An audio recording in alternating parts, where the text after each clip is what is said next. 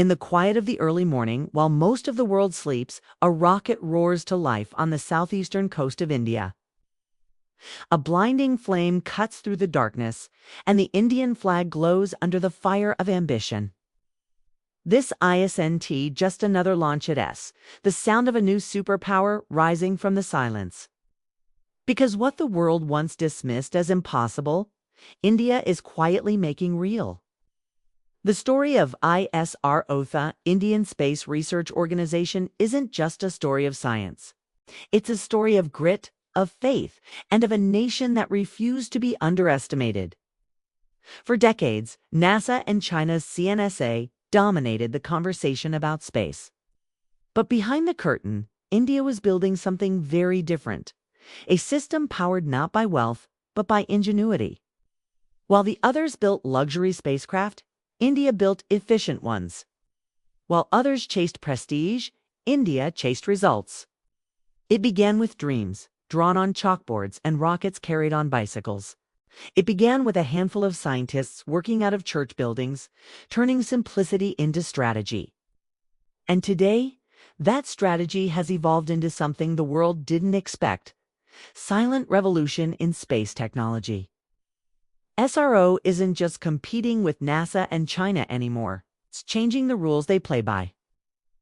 Every mission ISRO launches costs a fraction of what NASA spends. When India sent its Mars orbiter mission to the Red Planet, it did so for less money than it takes to make a Hollywood movie.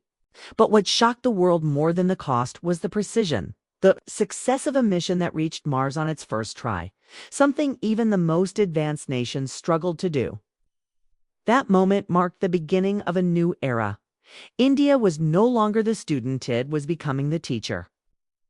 The secret to ISRO's success lies not in massive budgets, but in mastery of optimization. Every line of code, every bolt, every trajectory is refined to perfection. Where others use 10 systems, ISRO uses 2 but makes them flawless. The Indian way is to make things not just work, but endure. And now that philosophy is reaching into the most advanced corners of space exploration.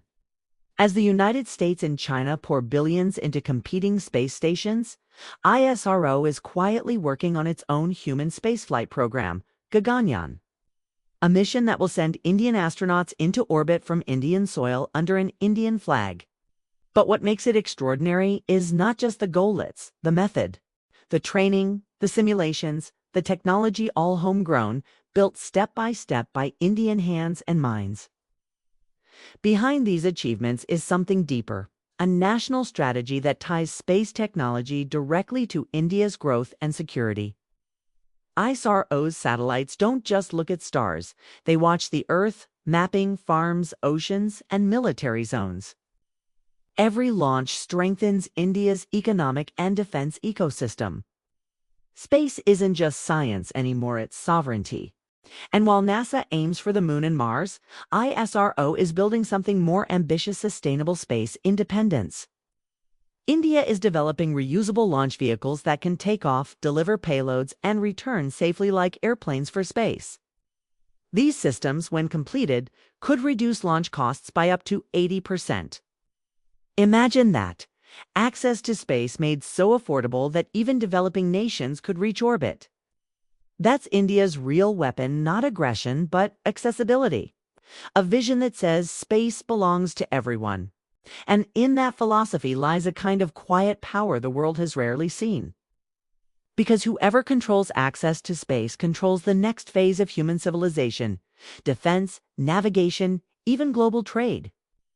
What ISRO is doing today is shaping that future, silently. It is weaving satellites into the fabric of India's daily life, monitoring monsoons, guiding farmers, helping fishermen, tracking disasters, and connecting villages. No nation has used space so directly to uplift its people.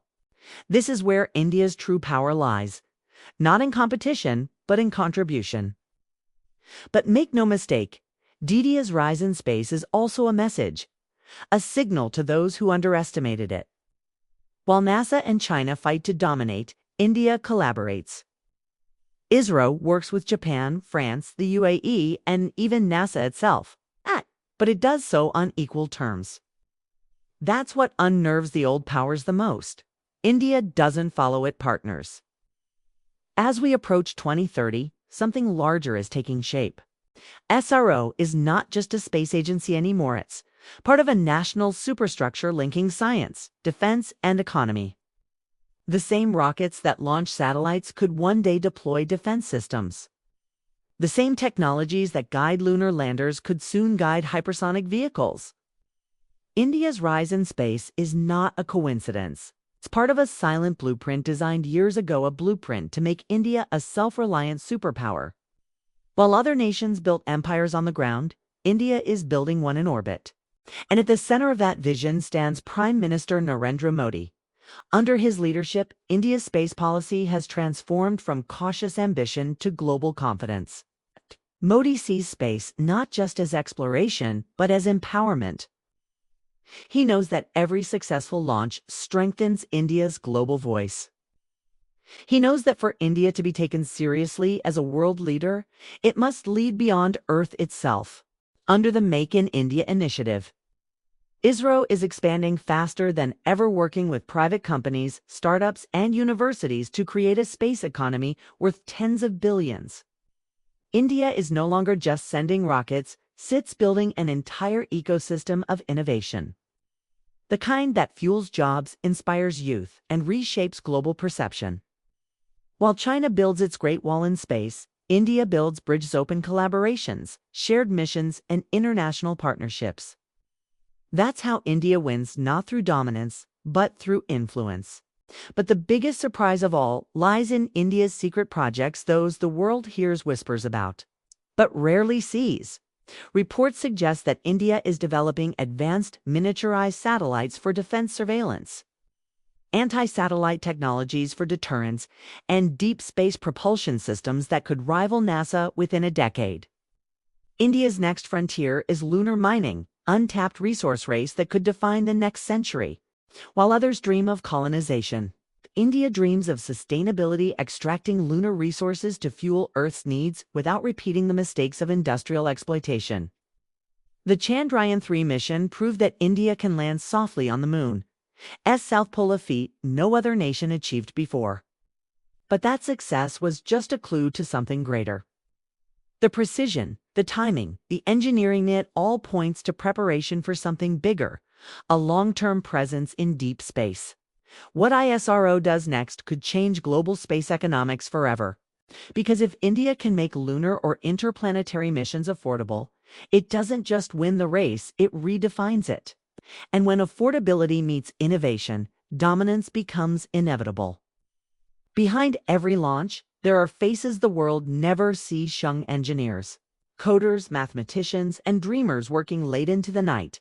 They are not chasing glory, they are building history. Each of them knows that one day, when people look up at the stars, they'll see India shining there. And maybe that's the real secret. It's not a weapon of war or technology, it's belief. It's the belief that a nation can rise through intelligence, unity, and relentless pursuit. That is India's secret weapon, the power of purpose. NASA and China may have more resources, but India has something stronger, a mission driven by necessity, humility, and vision. Because when you have less, you learn to create more. And when you create more, you change the world. In the years ahead, as the world enters a new space age, one truth will become undeniable. The 21st century belongs not to the loudest, but to the smartest. And quietly, smartly, India has positioned itself right at the center of that future. As the next rocket lifts off into the dawn sky, carrying India's flag in the hopes of 1.4 billion people, one thing becomes clear. This is not the end of a journey. It's the beginning of a legacy. The sound you hear, ISNT, just a rocket S, roar it S, the heartbeat of a nation reaching for the stars and touching them. Because this is not just about space. This is about destiny. And India's destiny now is among the stars.